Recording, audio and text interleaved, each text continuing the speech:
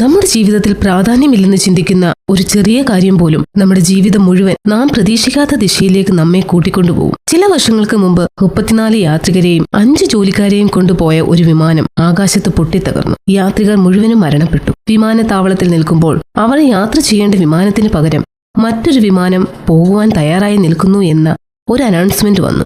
ഇങ്ങനെയുള്ള സംഭവം സ്വാഭാവികമായും സംഭവിക്കുന്നതാണ്. എന്നാൽ ആ ദിവസം പുറപ്പെടേണ്ട വിമാനത്തിന് കേടുപാടുകൾ ഒന്നുമില്ലാതിരിക്കെ പ്രതീക്ഷിക്കാത്ത നിലയിൽ അപകടത്തിലായി. അതിൽ യാത്ര ചെയ്തവരാരും തന്നെ ഇത് തങ്ങളുടെ അവസാന യാത്രയാണെന്ന് ചിന്തിച്ചു കാണുകയില്ലായിരിക്കും. ആ വിമാനത്തിൽ സഞ്ചരിച്ച ആരും തന്നെ അവർ ആഗ്രഹിച്ച സ്ഥലത്ത് എത്തിച്ചേർന്നില്ല. ഇതുപോലെ നമ്മിൽ ചിലരുടെ ജീവിതത്തിലും നാം ചിന്തിക്കാത്ത സമയത്ത് നമ്മുടെ ലോകയാത്ര അവസാനിപ്പിച്ച് നിത്യജീവിതത്തിലേക്ക് കടന്നു പോകേണ്ടി വന്നേക്കാം. നിങ്ങളെ ഭയപ്പെടുത്തുവാനായിട്ടാണ് ഞാൻ ഇത് പറയുന്നതെന്ന് ആരും ചിന്തിക്കരുത്.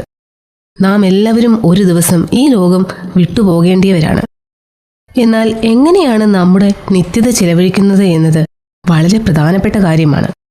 മരണം എന്നത് ഒരു അവസാനമല്ല, മറിച്ച് നിത്യതയിലേക്ക് പ്രവേശിക്കുന്ന ഒരു വാതിലാണ്.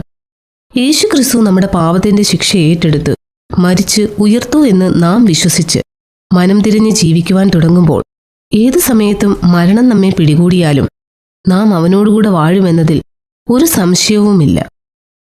നാം ഈ ലോകത്തെ വിട്ടുപോകേണ്ട സമയം നമ്മെ സൃഷ്ടിച്ച ദൈവത്തിന് മാത്രമേ അറിയൂ. ഹേ മരണമേ, നിന്റെ ജയം എവിടെ? ഹേ മരണമേ, നിന്റെ വിഷമുള്ളെവിടെ എന്നും എനിക്ക് ജീവിക്കുന്നത് ക്രിസ്തുവും മരിക്കുന്നത് ലാഭവും എന്ന് വചനം നമുക്ക് പറഞ്ഞു തരുന്നു.